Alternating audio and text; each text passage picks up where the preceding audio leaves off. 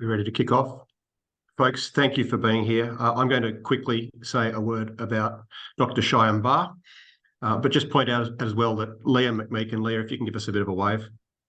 Leah is just going to be a point of connection between Shy and the college, if is required over the course of these 4 sessions, okay? Hopefully there's nothing really important that needs to be done. But in terms of introducing Shy, he's an educator, previously a teacher himself, working at Melbourne Girls Grammar, where he had a senior leadership role. But his aim is to help educators foster student metacognition and self-regulated learning. And that's what the focus is going to be for the next 4 weeks or so. And he's currently the Assistant Professor of Learning Sciences at the University of Canberra. Now, I won't say any more than that, Shy. Shy ran a webinar for us at the end of last term for end of last year for interested staff. Is that right? Was it last? Yeah, it was, I think, late last year. That long ago? It was, which was incredibly popular with our staff. You will be amazed and enthralled at how much effort he puts into actually preparing these sessions with us, with you. So welcome, Shy. Welcome to Wesley. We're looking forward to learning with you. Over to you. Fantastic. Thanks, Cameron.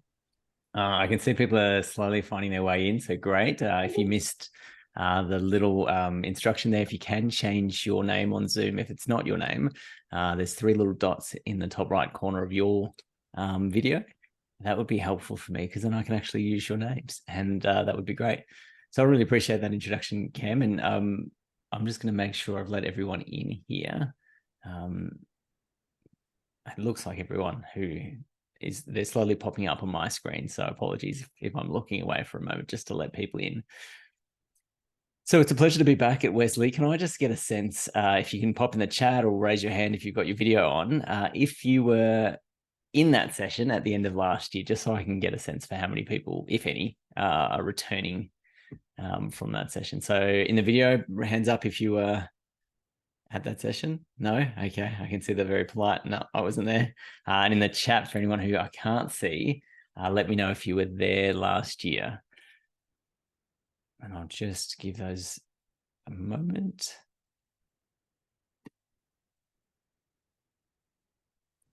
Okay, I'm not seeing anything come through in the chat, so I'm going to assume. Thanks, Robert, for letting me know you went there. I can't see anyone who's in there, so that's okay. What I'm going to do then is I'm running today's session a little bit different from last year's, but that's not going to make a difference for you because you weren't there. So I'm just going to kick straight off. I'm actually calling in from Ngunnawal country here in Canberra. I'm originally from Melbourne, so Wesley College. I used to live in Paran and lived there most of the last before I moved to Canberra, probably about 8 years, I think, or so. I was sort of South Yarra, Paran area. And I moved here 4 years ago. So, sorry, just letting more people in, which is great. And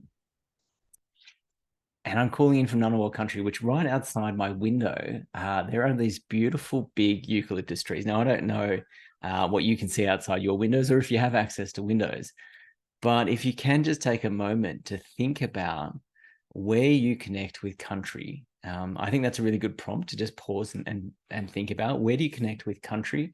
I work with 2 amazing Indigenous academics, Benny and Spilly, Ben Wilson and David Spilman, and they have been working with the Faculty of Education at the University of Canberra for the last few years in shifting the way that we actually do acknowledgement of countries. And one thing that they encourage us to do is actually to help people reflect and connect with country in a more authentic way. And so I guess looking at those eucalyptus trees, and the other day I was walking with my daughter and picking up gum nuts, and in that moment you just feel this overwhelming connection to country, and overwhelming connection to nature, which I think is really beautiful. And even this morning we heard the kookaburras laughing outside, and that's something that I don't remember being exposed to a lot when living in Paran. So I'm deeply grateful for that. I'm deeply grateful to the traditional custodians of Ngunnawal country who have cared for and continue to care for this country that I'm calling in from. And I hope you've been able to connect with country that you're calling in from, wherever that might be. The other thing I'd love to acknowledge, and Cameron's not here, so I guess this is to Wesley College more broadly, is the opportunity to be here. It's an absolute pleasure to be here. And looking around the room and knowing that educators come from all walks of life, I'm tipping that many of you have been in education for a long time, maybe even just a few years, but collectively you have a depth of knowledge that probably exceeds my experience in education. I've been in education for almost 16 years.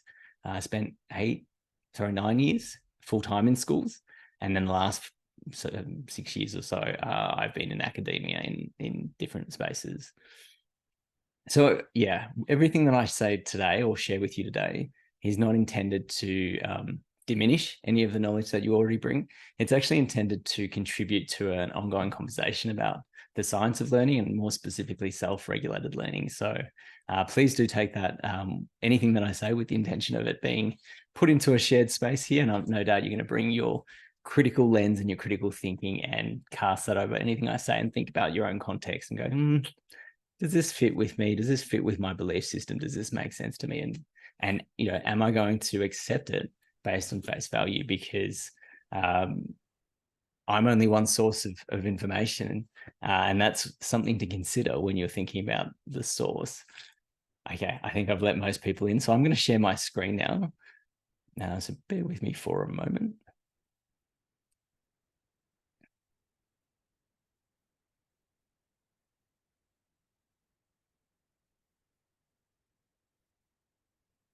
Okay, sorry, I'm just going to move you all here. Leah, can I just check? Can you see that PowerPoint?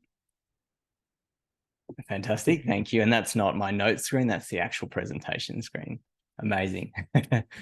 Fantastic. Okay, so this is being recorded, of course, just to remind you that if you share questions or comments, absolutely please do, but also just be aware that it is being recorded and others will have access to it. Others at Wesley College will have access to it after this recording so they can revisit it.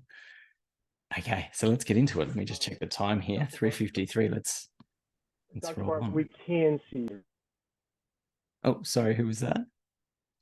I was saying, we can see your notes if it bothers you. Oh, you can see my notes, which means that Yeah, I'm we go.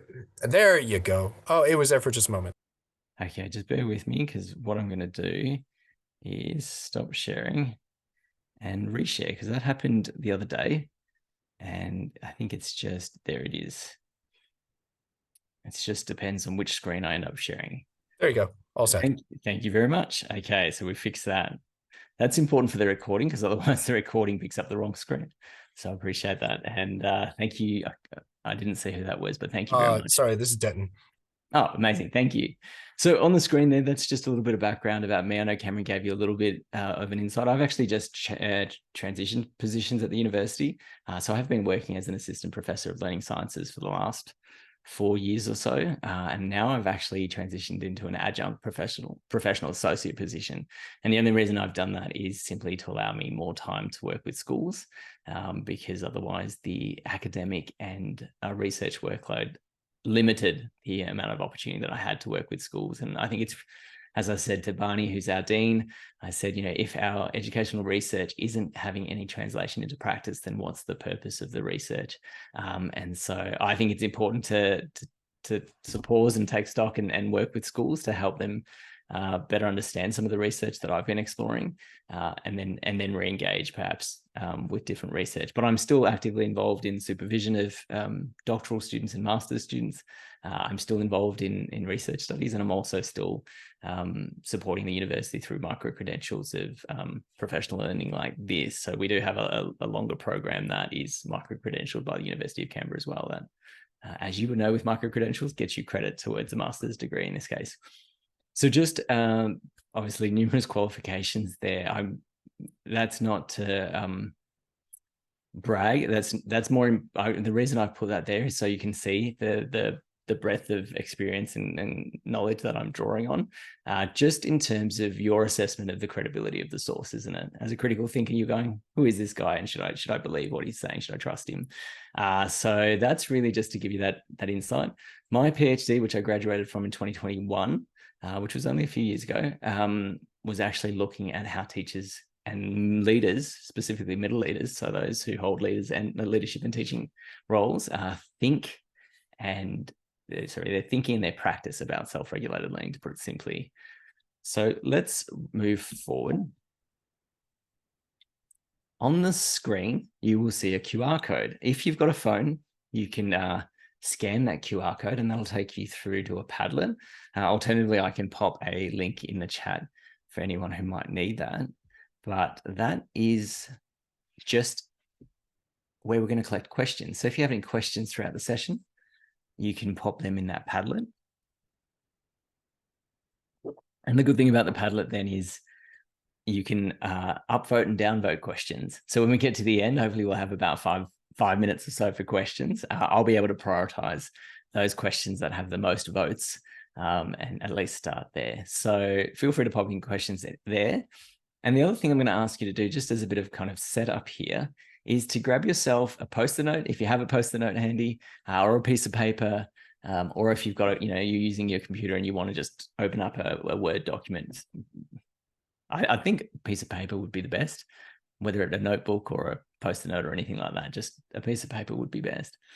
And what I'm going to ask you to do is every time it's 3:57 on a Wednesday afternoon, we're starting to fatigue. I don't know, it's just past middle of the term. No doubt that your ability to focus and maintain really focused attention is starting to dwindle. Hey, I can see a few nods there. So what I want you to do every time that your attention drifts away, we call it's called mind wandering. So every time your mind wanders, and it could be to all the things you have to do tonight. Maybe it's the numerous emails that you haven't read in your inbox, or it's that student who just happened to catch you just as at the end of the day, and there was something on their mind. Every time your mind wanders to that situation that is not on task being present here in the moment, I want you to, in that moment where you catch yourself and you go, right, I'm thinking about what I'm cooking for dinner, that moment, but I really should be here. I want you to just make a little check on your Post-it note, and we're going to start a tally. Okay. And this is called the tally strategy, or I call it the tally strategy. And this is just a really simple self-recording strategy. Now, self-recording is a group of metacognitive strategies. It's a broad group of metacognitive strategies that are used to help bring someone's awareness to a thought pattern or a behavior. In this case, we're going to self-record attention in hope that it will increase our awareness of the way that our attention functions. Okay, it's just going to make us more aware of how often we shift. It's not a competition. I always say this to my students. It's not a competition. We're not trying to get the most amount of checks on our tally. What you want to do here is just, whenever your mind wanders to something that is considered off task, whatever you deem to be off task, you can make a check on that tally. Okay, so just gently guide your attention back and make a check. And so our intention here is really try and be present and be focused for as long as possible. Now, if you're running the tally strategy, if you want to take this and test this in your class, I usually frame it up a little bit further, where I actually get the students to generate what on-task behaviors look like and off-task behaviors look like. And we might even draw this up on the whiteboard, 2 columns, on-task, off-task. We generate what those behaviors are, and then say, hey, right, for the next 40 minutes, we're going to use this tally strategy. And every time you find yourself off task, and that could be having a conversation with a friend that's actually not around the topic you're supposed to be talking about, that's a check on your tally. Just as another example, if you think about for anyone who goes to the gym and gets a personal trainer, the first thing a personal trainer will ask you to do is to take a food diary and to record, what you're eating just for the course of the week. Now, what happens when you start recording the food that you eat for the course of the week? Over the course of the week, I can see a few people smiling. You start to change what you eat, right? Like you just start to become more aware of the extra packet of chips or the extra coffee that you have. And you start to automatically go, yeah, I probably shouldn't, I don't need that. And you start to change it.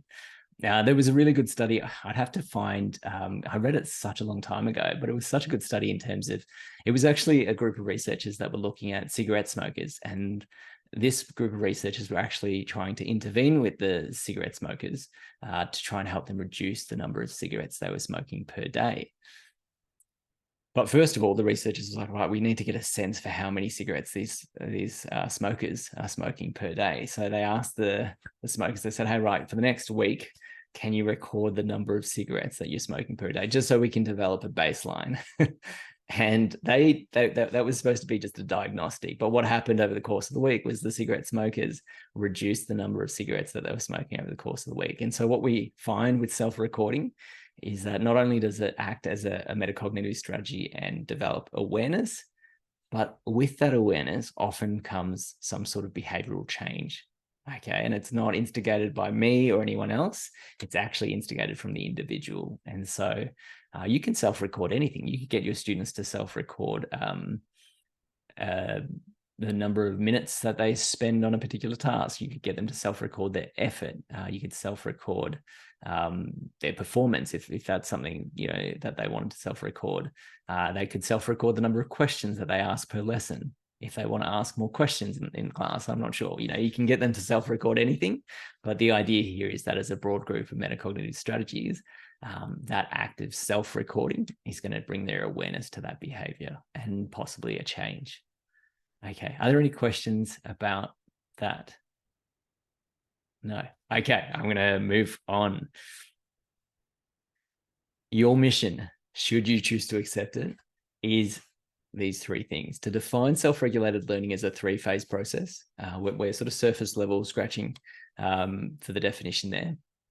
To identify three benefits of student self-regulated learning, and to understand three strategies for self-regulated learning. And one of those strategies we've already spoken about is the tally strategy. So I actually try and weave self-regulated learning strategies into the session as opposed to just teach them in isolation. So you will hopefully have an experience of the strategies as we go in, and essentially I'm attempting to model for you how I would teach it in a classroom to some degree. Okay, just give me, for those in the videos, because I can see you, thumbs up if you accept that mission. Your mission for today, thumbs up. Okay, I can see Leah's accepting it. Great, you can pop your thumbs up on the Zoom video. Amazing, thank you. Lisa, I think that is, hopefully I'm saying name right, amazing. Okay, great, so you've accepted your mission. The other reason why I frame learning intentions and success criteria under this banner of your mission, should you choose to accept it, is to highlight the learner agency. Okay, I could talk about self-regulated learning for hours, but the reality is that you as a learner have to make a decision and participate to some degree to actually get any benefit out of this. So it is your mission. Okay, at the end of this session, I'm going to ask you whether your mission was accomplished, and that's completely in your hands. I only will influence the environment in which that happens. Okay, so first things first, I want you to take 2 minutes. I think two minutes will be enough to generate as many ideas that come to mind when you think of the term self-regulated learning. So just, on a Word document, on a piece of paper, just any idea that comes to mind when you think of the word self-regulated learning, just jot it down. You're just going to start a list for me, please.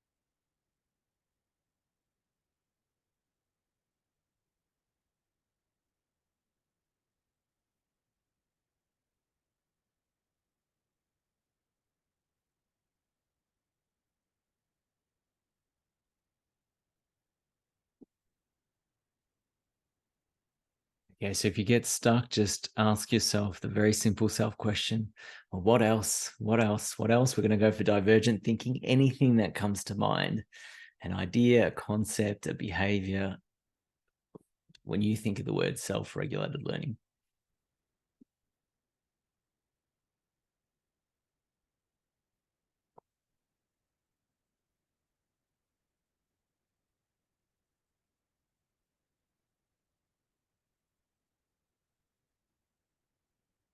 So thanks, Eugene. Eugene's asked if we should put it in the chat. You don't have to put it in the chat. This is just going to be a self-activation of prior knowledge.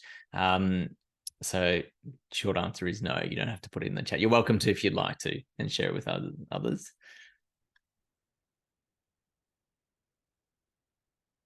Okay, that's time up. Last year, actually, we did a shared document and we worked in groups to generate that information. But noting that this was a bigger group and it was being recorded with the purpose of being shared for other members as well, I thought it would actually be useful to just get through a little bit more content because I have to admit the feedback was very positive from last session, but there were some suggestions for, Shy, if we could get some more of the meaty stuff, that would be great. So I thought I would include some more of the meaty stuff for you here today.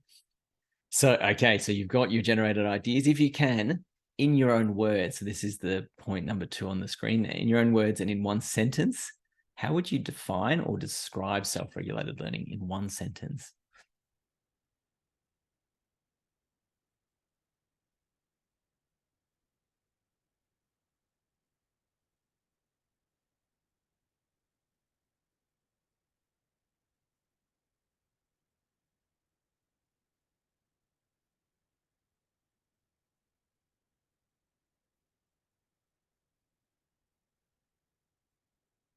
Okay. Hopefully you've got that one sentence. And again, I'm not going to ask you to share that in the chat. That's just for your own reference. We're just activating prior knowledge and bringing that to the forefront for us. I'm going to share with you a definition that I've curated essentially from different definitions in the literature. Now, the first thing I should say is that there is no consensus on a one set definition that we should all use for self-regulated learning. Every researcher has a slightly nuanced difference in the way that they define self-regulated learning. So this is my interpretation of those many different definitions. Okay.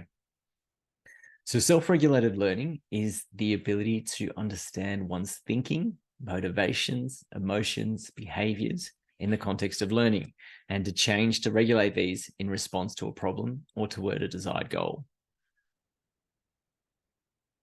You can see that it's a very broad term. It's an umbrella term. Ernest Panadero, who published an article in 2017, it was a review of some of the most, I shouldn't say most popular, some of the more common models for self-regulated learning. I think there were at least 5 models in there. He used the term, that it is a broad umbrella term for the simple reason that it's got all these different kind of categories underneath it. And you can see that, we've got thinking, we've got motivations, emotions, behaviors, etc. So it's really covering quite a large number of variables. The important thing to remember with self-regulated learning, which is different from self-regulation in general, self-regulated learning is in a learning context, and it is in relation to how we self-regulate for learning, okay?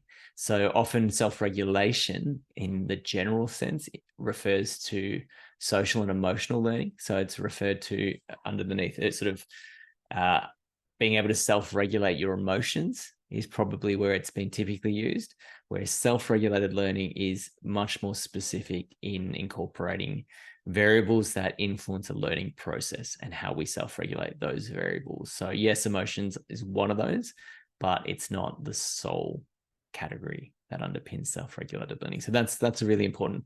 Often when we think of self-regulated learning, I hear self-regulation and then people's minds go straight to emotional regulation. But this is much more, there's different variables here that I'll get to in a moment. One thing that you can do, so cast this definition across on your definition and start to look for the similarities and differences between your definitions. So, did you have kind of quite a number of variables there and you were really thinking about it as a broad umbrella term? Did you have emphasis on the learning context? Did it include regulating or changing in response to a learning problem or toward a design learning goal? What were the elements of your definition that were different or similar to mine. I think that's useful to think about here. Now, our first mission statement, right, was to define self-regulated learning as a three-phase process. And this here, you may have seen or heard of this three-phase model. This is Barry Zimmerman's work, still very, very live, and Zimmerman's still probably one of the leading researchers in the field of self-regulated learning. So originally, I think this model was conceptualized back in 2002. He wrote a paper called Becoming a Self-Regulated Learner, an overview, which actually is a really nice introductory paper to self-regulated learning if you're interested, but that is over 20 years old, just as a side note. He continues to publish actively in the field. So, there is more research in his name coming out in the last few years as well. But this is still the model that he uses. It's one of those 5 models that I mentioned Ernest Panadero had reviewed. And basically, it's 3 phases. Okay, the first phase, if we start at the bottom left, is what he terms the forethought phase. And it's where students or learners are setting goals. They're thinking about the strategies they're going to use to achieve those goals. They might, if they're self-regulated and aware, they might be thinking about their self-efficacy. So how confident they feel in executing the behaviors to complete the task. They might be thinking about their outcome and whether or not they feel they can have success. So there's a few different motivational beliefs that are happening here, but it's very much a planning phase. Okay, so that first phase is a planning phase. It's what Barry or Zimmerman calls forethought, but it's also in some literature, it's referred to as planning.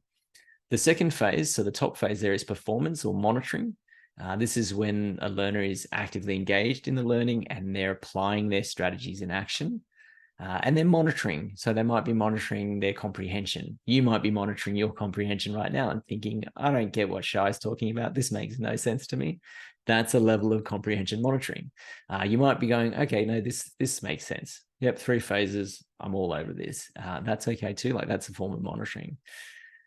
And then in the self-reflection, so the last phase, bottom right, self-reflection or evaluating phase, this is where a learner is essentially reflecting on their goals, they're reflecting on their performance, and they're thinking, have I had success? Did I achieve what I set out to achieve? And if not, so if I'm perceiving failure, what's the reasons for my failure? And same again, if I've had success, what's the reasons for my success? And then as a result of that perception, that explanation, they're choosing to either be adaptive or defensive. Okay, and we often see that when we get feedback. The student gets feedback and it doesn't fit their expectation, and they become very defensive. There's a good chance that in that self-reflection phase, something has happened there that we can't see. There's an explanation. There's a level of self-talk that's taking place, and we're just receiving the defensive response. Okay, but that's typically where it's happening. Now, you don't have to start at any. There's no particular starting point here. It's constantly kind of cycling, but it can also be a little bit reciprocal in that you can jump phases here as well. So those are the 3 phases. I prefer the very simple planning, monitoring, and evaluating. I think it's easier to remember. So planning, monitoring, and evaluating is another way that you can think about these 3 phases. Okay. I had the pleasure of speaking at TEDx Canberra last year, in October last year, and I spoke about this term self-regulated learning and the importance of fostering this skill set in our young people. And in that presentation, I actually shared a metaphor that I thought would be useful for you here today. And the metaphor was simply that I got the audience to think or to imagine, I'll say imagine that there is a living room in your mind. Okay, so just go with me for a moment here. Imagine that a light has gone on in the living room of your mind. So you can see it, right? There's a couch, there's a television, there's a little lampshade, that the light's gone on, okay? In this living room, the TV is always on, okay? It's your thinking, it's your thoughts, and it's just this kind of constant stream. Even when we're sleeping, there's these images essentially popping up on this TV. Now, some of us feel so immersed with the television that we are the television. We are our thoughts. And then others almost feel they can separate themselves from the television. Just imagine, you separate yourself from the TV and now you're sitting on the couch. You're sitting on the couch watching the television. So some of us can do that. We can separate ourselves from the television. We can look in on our thoughts and we can go, hey, I'm having that thought. In the same way that you might be, oh, I'm thinking about dinner now. I really should be present here. I should make a check on my tally, right? You can see that, right?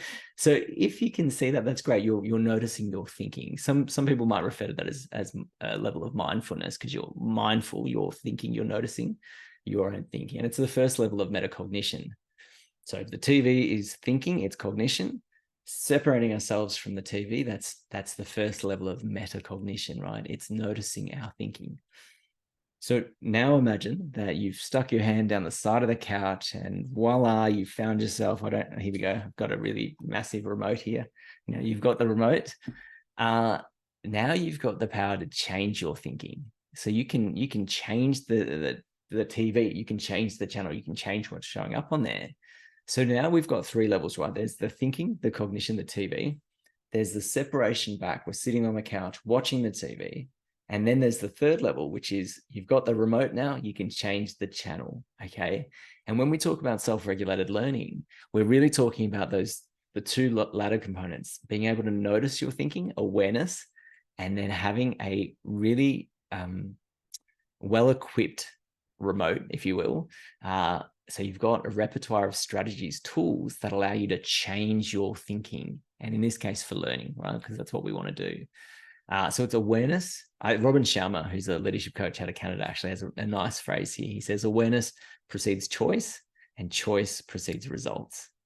Awareness, choice, results. So what we have to do is help our learners develop an awareness over themselves and their learning process, give them a set of tools and strategies, repertoire of strategies for how they can change that. And then hopefully with those changes, they'll start to see results. And if you take the tally strategy, which you're all engaged in right now, if you take that as an example, well, the simple act of self-recording is going to build our awareness. Okay, the tool, okay, with that awareness, we can make a choice. So you make a choice every time you catch yourself. You go, right, Shy said to try and be present, should be focused. That's a self-instruction. Okay, that is a button on the remote, a self-instruction. Be present. I need to focus, bring myself back to the present moment. That's a self-instruction. And so you bring yourself, and of course, with that change, we're going to see greater focus, attention, and hopefully greater, deeper learning for you today. That's the aim. So I hope that metaphor was useful. It's just another way to conceptualize, what is a very complex concept. Okay. Back to you. I don't want to talk to you the whole time. I want you to think of a student. Imagine a student who is not self-regulating their learning very well. Every time I ask teachers this, they smile at me because they can think of multiple students who are not self-regulating their learning very well. I want you to write their name down or draw a little picture of them. Okay, so just choose someone in your mind and make a note of it on your piece of paper.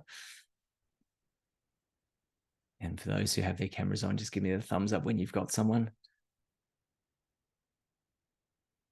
Thank you. Okay, I can see thumbs going up. Amazing. Take a moment. You can do this as a Y chart. So just split a piece of paper into a Y. So you've got 3 sections. Or you can do this just as 3 questions. It's completely up to you. But I want you to empathize with this student. I want you to think about, what are they thinking?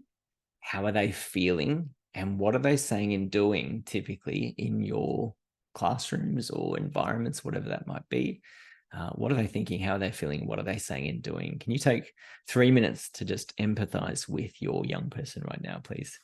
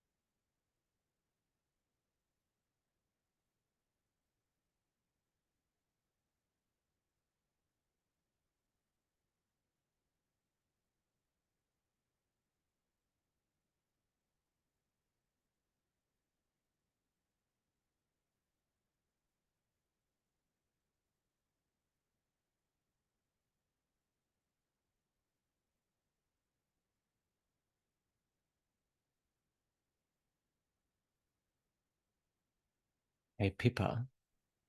Hi, I can I can see you on my screen, so I'm going to ask. Can I ask you a question? And you might need to unmute because I'd love to hear your voice. Hi, Pippa. Pippa, have you used empathy mapping before? No, I haven't, but this is fantastic. Well, actually, that's a lie. I think I maybe have done, but haven't called it empathy mapping. Okay. And that might be the case for others here as well. Okay, thanks, Pippa. That's good for me to know. It's hard for me to get a read from the whole group because I can only see some cameras and others are not on.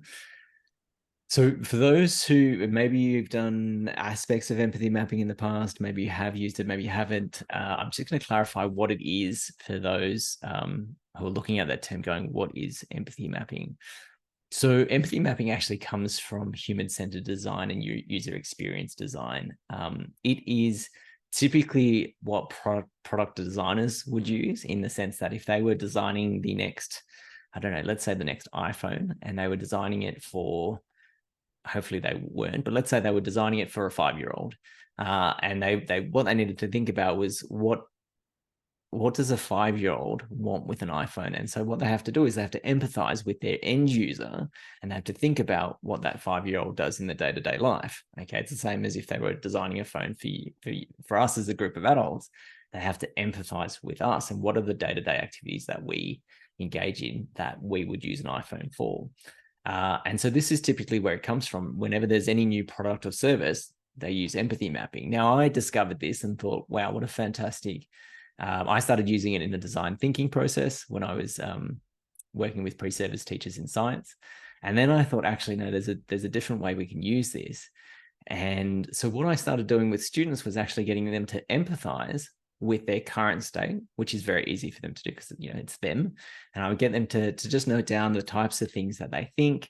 And it, you know, in science, for example, because I was a science teacher, what are you typically thinking in science? How are you feeling in science? And what are you saying and doing in science class? And then what I would get them to do is to do a second empathy map almost in the future. Okay. And so I'd say, right, by the end of the semester or by the end of this year, I want you to empathize with your future self. So we'd have 2 empathy maps next to each other. What do you want to be thinking? How do you want to be feeling? And what is it that you want to be saying and doing? Now, you can take this out of the science context and you can do this as a more general activity. But the idea here was to create a gap between where they are now and where they want to be, and to really empathize with that end product, that future state. And then what I would do with students is get them to I called it the identity gap. And I would say, right, guys, this gap that exists between these two states, what are we going to do to move you from this state to this state? How are we going to move you from this person to this person in a way that you're thinking, feeling, saying, and doing? And then we would talk through steps and strategies that might help them in science or in a broader context. So I've actually used it as a goal setting strategy. And if you think about the 3 phases, planning, monitoring, and evaluating, I used it very much in that first phase as a planning strategy, okay, to help them set goals. And it was a different way, you know, I found students often, we talk a lot about goals in schools. And so the term goal sometimes loses value. And so when you use something novel like empathy mapping and you don't use the word goal, they're actually still setting a goal, but you're using a different tool to help them achieve that. And I think that's really powerful as well. So that's why I use empathy mapping. There is research to suggest that empathizing with a future state and thinking about how you would feel in that future state is very powerful. It's Umarji et al. So UMARJI et al. 2021. There was a paper that spoke about this emotional connection with goal setting, which is useful to think about. But we're using it here today to think about this young person, if you will. It's our end user. It's our, it's our, not end user. It's our learner that we want to keep at the forefront of our mind. And it's easy with self-regulated learning to go, this is too broad. This is too complex. Where do I even start? All I want you to do is to think about this one learner. And if all you do after this session is implement one thing with that one learner, I'm a happy man. You should be a happy person as well, because that really is a small step in the right direction. So that really is what we're aiming for here, is one small shift for one student is sort of the minimum goal, I think, would be the aim here. So you've got your learner. The question that follows then is a scaling question. Okay, on a scale of 1 to 10, how well is your student who you identified self-regulating their learning? 10 being they're self-regulated all the time, and 1 being they probably have no understanding of self-regulated learning. They're not even close to it. So 10 is functioning very highly. 1, no, not self-regulating at all. So just, if you can, I would love to see those scores in the chat. You don't have to tell me who the student is, just the score on a scale of 1 to 10. Just pop it in the chat because that will give me an indication of where our young people are at. Okay, so I've got, I can see Leo with a 2. Now I missed it. Thomas is not your first name. No. First name is Denton. Denton, thanks, Denton. I appreciate it. I missed it at the start. I was like, no, I'm going to get it wrong. So amazing. So I can see 3, 5, 3, 1, 2. Okay, so pretty low on the scale from those who've already shared, and that's absolutely fine. This is your student that you know, and so we can see from what people are sharing, there's quite a lot of scope for growth here, lots of opportunities here. And this is going to depend on what it is that's really holding your learner back, what's getting in the way of them self-regulating as a learner. So thanks. Keep those numbers coming in if you haven't shared that with me already. So we've had the tally strategy that you're using. Just to recap, we've got the empathy mapping strategy, which you can use in multiple ways. Like I said, I've used it as goal setting strategy. I did recently speak to the Victorian Academy of Teachers and Teaching and Leadership, and I was working with humanities teachers, and I said to them, hey, you could probably even use this to empathize with a famous historian, a famous scientist. A friend of mine who's a grade 6 teacher actually used it in he teaches a unit called Facing the Challenge, where he works with his students around strategies to navigating challenge, and he actually gets students to empathize with famous individuals who have undergone challenge. So in that moment of challenge, what was that person thinking, what were they feeling, and what were they saying and doing? And so he actually gets the students, it's an all-girls school, gets the students to generate the types of things that these individuals are saying to themselves when they're navigating challenge. And I think that's pretty powerful as well. So multiple ways that empathy mapping can be used. And then the third strategy there is scaling questions. So scaling questions really common in the coaching psychology field. Very simple, on a scale of 1 to 10, and you just rate it. It's a really simple self-evaluation strategy. So we've had tally strategy, self-monitoring, empathy mapping, which can be used in multiple ways, but it's a goal setting strategy in the way that I shared it. And now we've got scaling question, which is a self-evaluation strategy. Okay, so thanks for sharing your response to that scaling question. Let's take a moment to imagine that your young person, if they were 2 or 3 or 5, let's imagine for a moment that they were an 8, 9, or a 10. I want you to take a moment just to write a couple of sentences or a short paragraph. What would change for your student if they were functioning and operating at an 8, 9, or 10?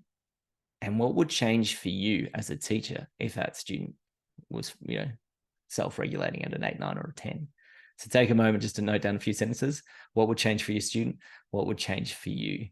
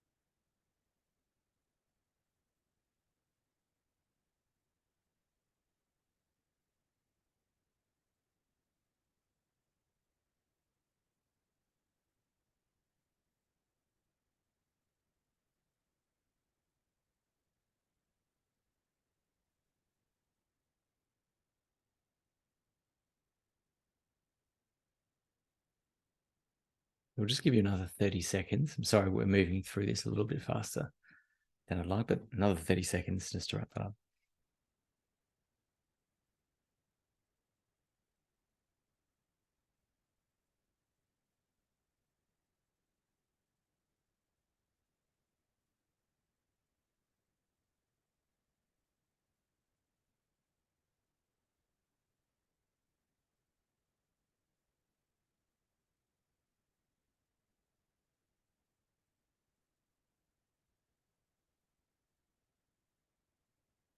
Okay, another question for the chat bar. So how would you feel in one word? How would you feel if you had helped your student and seen that student progress to that 8, 9, or 10 on that scale? How would you feel? So what's the one word that comes to mind?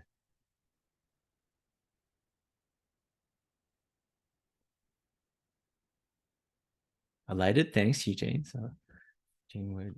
Oh, sorry, I'll let other people pop their words in before they get influenced by others.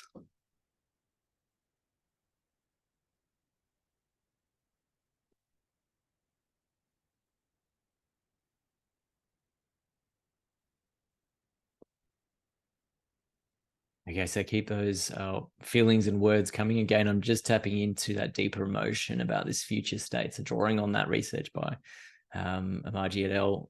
Around goal setting, really getting people to think about how you would feel if you achieved that outcome or that new state. So we've got elated, proud, excited, relieved, calm. Eugene, feeling a little bit tired, of course. So elated and a bit tired, absolutely. Awesome. So keep those coming in. The reason that's really tapping into a deeper driver for you. Okay. And I know that we've got multiple drivers here, but really thinking about how we would feel at the end of that, satisfied. So thanks, Joe. Amazing. Okay. So I'm going to hit you with about 7 minutes of a bit harder content here. And we'll see how we go. And then we'll start to wrap up. So, okay, I tend to think about self-regulated learning using Albert Bandura's model of reciprocal determinism, which is just these 3 factors. Okay, so we've got behavioral factors, personal factors, and environmental factors. Okay, and behaviors, self-regulated learning often manifests as behaviors, and that's what we see as teachers. And so we want to see students, often teachers will say to me, students are on task, they're completing tasks on time, they're handing in drafts, they're asking for help.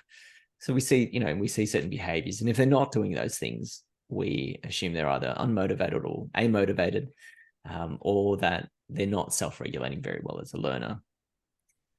But for the students who do engage in self-regulated learning, they experience a number of positive benefits. So there's the act of engaging in self-regulated learning, and then there's the benefits that actually come with that. And 3 benefits that have been documented in the literature is that every time we engage in self-regulated learning, it's almost like a bit of a cycle, a loop, but we develop greater awareness of ourselves as a learner. So the more we practice self-regulated learning, the more aware of the process we become. With that awareness, we actually see, or some literature has documented, increases in cognitive growth. And that's been measured in different ways. So cognitive growth. And the last one is mastery in shorter periods of time. So we're talking about how fast, how effective, and how efficient, essentially, a student is grasping concept and subject material, which is powerful in itself, right? And of course, if we see greater awareness, cognitive growth, and mastery in shorter periods of time, well, we're going to see higher performance or higher achievement for the young person, whatever that might look like for them. But those behaviors that are involved in self-regulated learning are influenced by personal factors. Now, personal factors are knowledge, beliefs, attitudes, values, a range. It's what's commonly kind of below the surface in the iceberg metaphor. If you're familiar with the iceberg metaphor, it's all that stuff. It's a little bit harder to see, but it manifests in behaviors. So knowledge, beliefs, values, attitudes are a good way to think about this. Now, to self-regulate, there are 5 broad categories of knowledge that someone would have to have in order to self-regulate well as a learner. Now, this is me synthesizing years and years of research. I've now been digging into this space because I have a keen interest. I'm not an expert. I just have a keen interest in the science of learning and self-regulated learning. And I've been pulling together these different categories. Okay. And so this is an evolving framework, but I've got 5 categories of knowledge that a learner would have to have, and actually knowledge and beliefs that a learner would have to have. Now, these are big categories in themselves. And the next slide is not intended to scare you, but a lot of people ask me, well, what does cognition involve and what does motivation involve? And so the next slide is breaking down these categories into subcategories. Okay. And I've got metacognition up the top. Okay. Because metacognition is the sort of core variable that actually allows us to become aware of and regulate. So it's the sitting back on the couch with the remote. That's metacognition. But in order to have that awareness, we have to understand all these other groups. And so you can see here in motivation, for example, in order to be self-regulated, we have to be motivated. And so a self-regulated learner is going, okay, I'm lacking motivation in this particular subject, or I'm lacking motivation for this task. And then if they're really quite effective at self-regulating their learning, they're probably able to pinpoint why. Okay, is it that they have a poor value belief? Or is it actually that they have a fixed mindset? Or is it that they've got low self-efficacy? Or is it that they actually don't expect success, so outcome expectations? Each one of those subcategories has a series of strategies to change that belief. So if they're experiencing low self-efficacy, there's 4 strategies that are evidence-based, evidence-informed, that can influence a shift in self-efficacy. Okay. And so each of these little subcategories have a body of a number of strategies that a learner would have to have in order to be able to change that. Now, this is pretty heavy, right? Like, this is broad, and most teachers tend to spend a bit of time in the cognition, so the yellow section, and then a little bit of time in the orange section. And in the last 10 years or so, we've seen more emphasis on the gray section, the emotion section. And that actually, emotion typically used to be in the only in the social emotional learning frameworks, whereas now it's becoming explicitly documented in the self-regulated learning frameworks as well. So it's really nice to see learning and well-being really starting to become acknowledged for that intertwinement, I think, which is really great. But studies have shown that we teachers actually don't talk a lot about strategies, metacognitive strategies or motivational strategies, as much as we do some of the other categories. So that's important to think about as well. So we have 2 core objectives, right? To help our learners develop this body of knowledge of these 5 categories. The 3 main ones that you'll see in pretty much every journal article is motivation, cognition, and metacognition. And then resource management and emotions tend to pop up in different ones. And then the second objective there is to help learners develop their knowledge of the different category strategies to regulate their attention. Okay, so remember, awareness, choice, results. In order to develop awareness, knowledge is power in this instance. So with knowledge, we have awareness. And then, of course, we need the strategies to be able to regulate that. So to be able to make a choice. And apologies, I'm flying through this a little bit faster than I'd like. So here we go. We've got our personal factors, which some of the literature, and Helen Askell-Williams, who's an associate professor from Flinders University in Adelaide, some of her research has documented students' knowledge, strategic knowledge, and self-regulated learning knowledge. And one of her probably most popular or famous studies is a study that happened in 2012 that actually followed a group of students across a number of years in different Adelaide schools. So it was an Australian study, which is really nice. What that showed was actually throughout the course of high school, students actually declined, particularly year 9, declined in their strategic knowledge. And that was interesting because you would assume that over the course of years, that knowledge of learning would actually increase.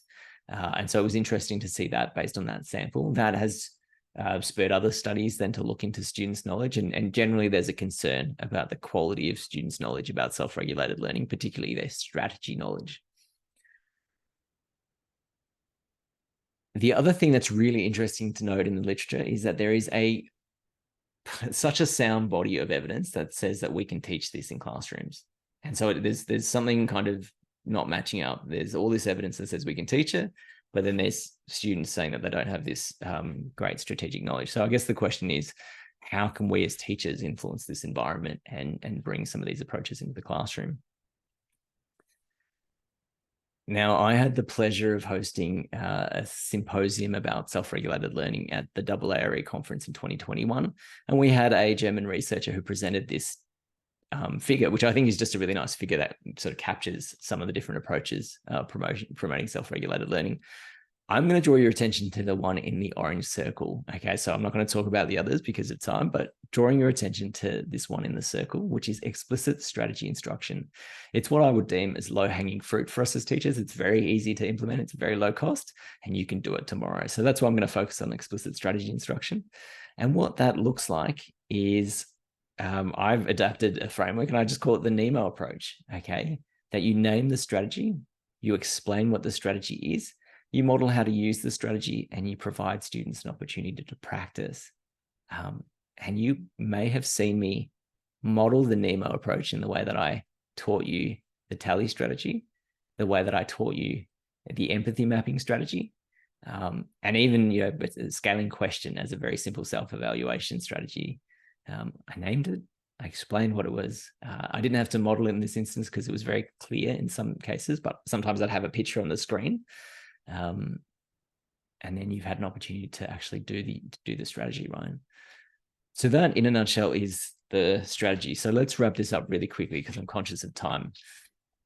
To end today, I would like you to think of that student that you empathized with. And if they were 2, how do we move them to a 3? Not a 10. How do we move them to a 3? And I want you to write an implementation intention. Okay, it's a very simple statement. I'm giving you a sentence prompt there. So the prompt down the bottom right there is, I will, what will you do to help this young person? When will you do it? So is it tomorrow's period 2 or tomorrow's afternoon's class? And what's the intention for that strategy? So to help this student better develop greater awareness of their attention, or like whatever it is, take a moment to write that sentence, please. What will you do? When will you do it? And so it can achieve what?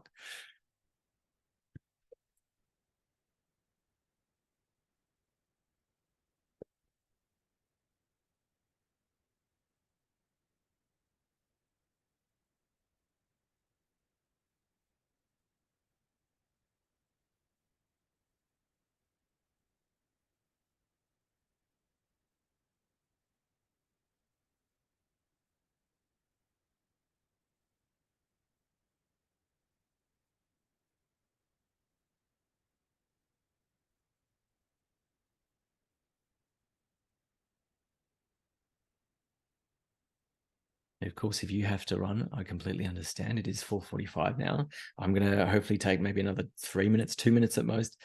3 minutes at most, just to wrap this up really quickly. Okay, you've got your statement. I'm going to jump over a few slides, so just bear with me here.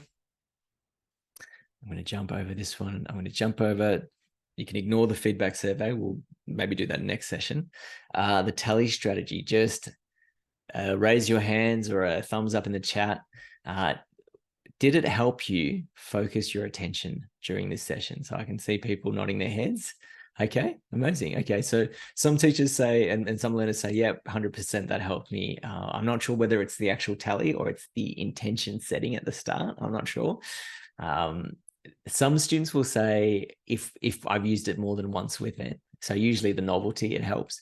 And then sometimes they get to a point where actually the act of checking the tally can distract them in a different way. So I think it's about managing how it works for some students, but most students and most learners are telling me that it's useful. So that's interesting to think about. Let's just check in with your mission. Did we achieve our mission? So again, thumbs up, or let me know in the chat. Did you achieve your mission? And thank you, Stephen and Eugene, because I can see that in there. And sorry, Dan, I think I missed your question before, but just give me a thumbs up. Sorry. Amazing. Okay, I can see thumbs up. We can define self-regulated learning as a 3-phase process: planning, monitoring, and evaluating. 3 benefits. Let's just go through them really quickly. Greater awareness, cognitive growth, mastery in shorter periods of time. If you want to see any of that research, let me know. Understand 3 strategies. Let's go. I don't know. We had the tally strategy. We had empathy mapping. We had the scaling question. And if you're really cheeky, you want to take a 4th, take implementation intentions. There's evidence and research to support that as well, which I can share, but implementation intentions actually reduce mind wandering as well. And so we're trying to help you take action in the classroom. On that note, if you're keen for some more resources, if you're interested in seeing the TED Talk, great. I'd love it if you could leave a comment or like it, but I think it's 16 minutes or so. It's on my website, or it's just on YouTube or TED.com. I've got some YouTube videos there if you're interested in doing some further digging and you want more strategies, because some people want more strategies straight away, which is great. And I do co-host a podcast with a year 6 teacher, Rory McCaher. He's an Irish guy who works in Melbourne, actually works at Melbourne Girls Grammar. We've got, 16 episodes out, but episode 2, we just kind of look at what is self-regulated learning as abroad. They're 20-minute episodes. So, you can flick it on in the car ride home and you will have ticked one of those boxes. We didn't get to questions today, so deepest apologies. We're going to keep that Padlet running, so I'm going to try and answer some of those questions in the next session. So please hang around if you urgently want a question answered. But otherwise, deepest gratitude for your attention and your participation today. I really appreciate it, and wishing you all the best with your implementation intentions. Thank you. Thanks so much. Have a good afternoon, everyone. Thank you. Thank you. That was great, Shyam. Good work. Thanks. Bravo. Oh, great. Thanks, Denton. Appreciate it. Thanks, Stephen and Rajane. Thanks, Dan. I can see thank yous in the comments. I really appreciate that as well. Fantastic. I'm going to stop this recording now.